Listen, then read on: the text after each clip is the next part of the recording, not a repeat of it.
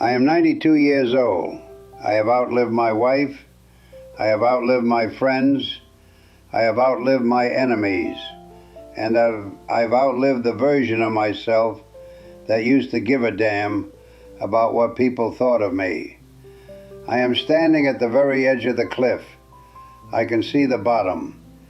And before I go over, I need to turn around and tell you, the people still back there at the party, what I see. Because you are living a lie. You are walking around with this arrogant, comfortable delusion that you have time. You treat your days like they are cheap, like you have an infinite supply of them in the bank. So I'm here to tell you that you are broke. We are all going to die. You know this intellectually, but you don't know it. You don't feel the cold steel of it against your neck. If you did, you wouldn't be living the way you are.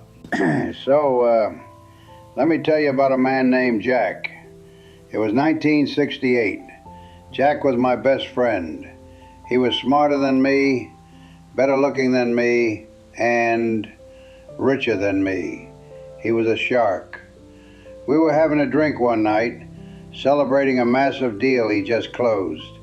He was smoking a Cuban cigar, leaning back in his leather chair, and he looked at me and said, "Frank, 5 more years. That's the strategy. I grind for 5 more years. I hit the number. Then I'm done. Then I take Mary to Italy. Then I learn to paint. Then I start living." Jack had a plan. He had a road map.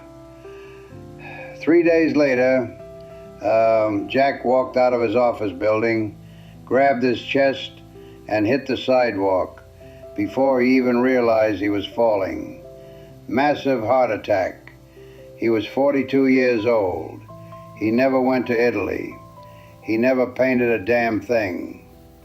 I stood over his casket, and the tragedy wasn't that Jack died. We all die. The tragedy was that Jack spent his entire existence waiting to live. He treated his life like a waiting room for a better future that never arrived. And the cruelest part, I went to his office a week later to clear out his desk. His calendar was booked for the next 6 months. His inbox was full of urgent messages. The world didn't stop because Jack died. His company replaced him in 2 weeks. His clients forgot his name in a year. And right now, looking at you, I see Jack. You are telling yourself the same lie. I'll be happy when I get the promotion. I'll take the trip when the kids are older.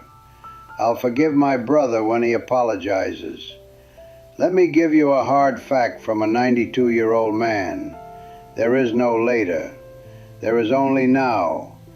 And if you are trading your now for a later that isn't guaranteed, you are making the worst bet in the history of gambling. Let's talk about your stuff. I look at your generation.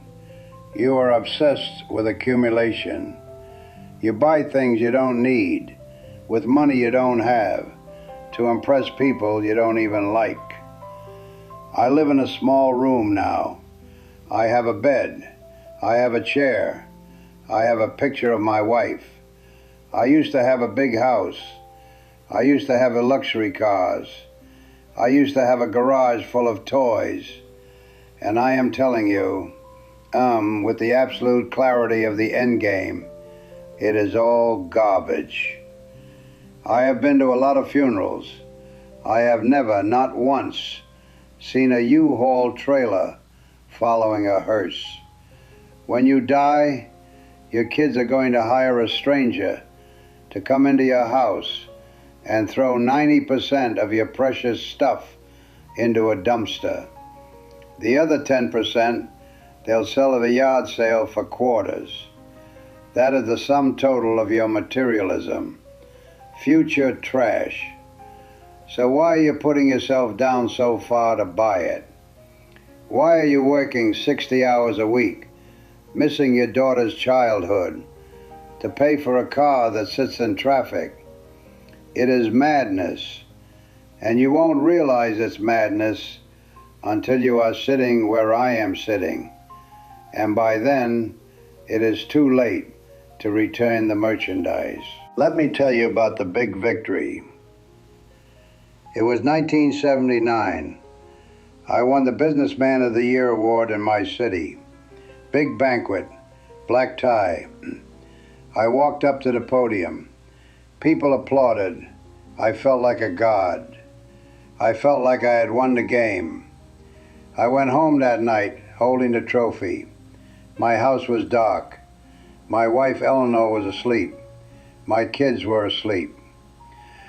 I sat at my kitchen table, alone, drinking a scotch, staring at this piece of glass, and I realized the applause had stopped.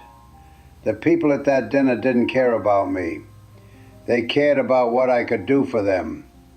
And the people upstairs, the people who actually loved me, I had neglected them for months to win that piece of glass. I missed my son's varsity games to stay late at the office. I missed my anniversary dinner to close a merger. And for what? That trophy is currently in a box in a basement somewhere. I don't even know where it is. But the memory of my wife's sad eyes when I told her I couldn't make it to dinner, that is right here. That stays. You think your career is your legacy? It's not. It's a transaction. You are selling the hours of your life, hours you will never ever get back, to build someone else's castle. If you drop dead today, your job would be posted online before your obituary. Do not worship at the altar of your career. It will not love you back. It will not hold your hand when the lights go out. So, what matters? If the money is fake, and the career is a trap, and the stuff is garbage, what is left? I'll tell you. The only things you get to keep are the things you gave away. The love you gave, the time you gave, the connection. I sit here in this chair and I don't replay my business deals.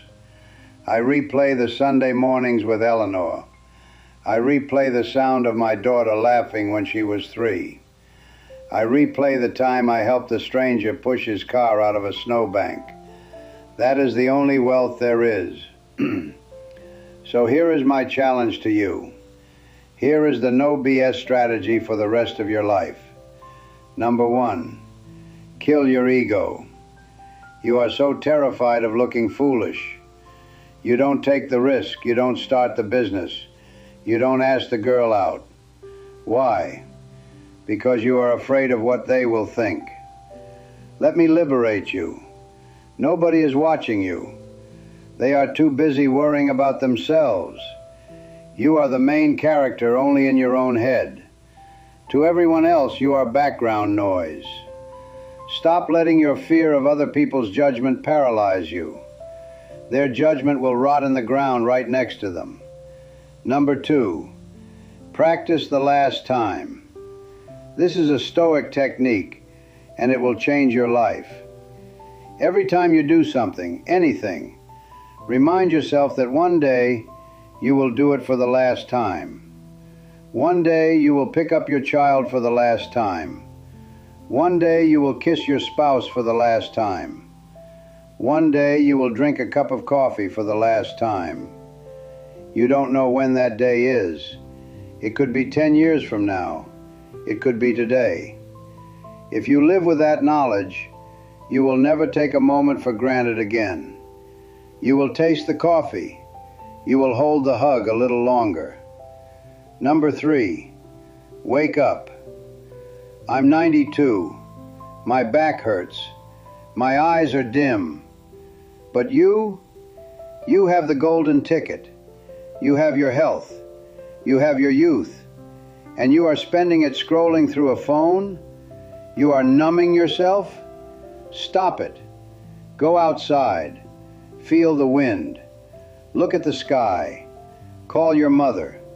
Forgive your enemy. Not for them, but because you don't have time to carry the luggage of hate anymore. We are all going to die. It is the only guarantee we have. But most people never actually live. They just exist. They stay safe. They stay comfortable. And then they expire. Don't be like Jack. Don't wait for the 5-year plan. Eat the good food. Buy the plane ticket. Say, I love you first. Because the clock is ticking. Can you hear it? That is the sound of your life running out. Don't let it run out empty. I'm tired now. Go live.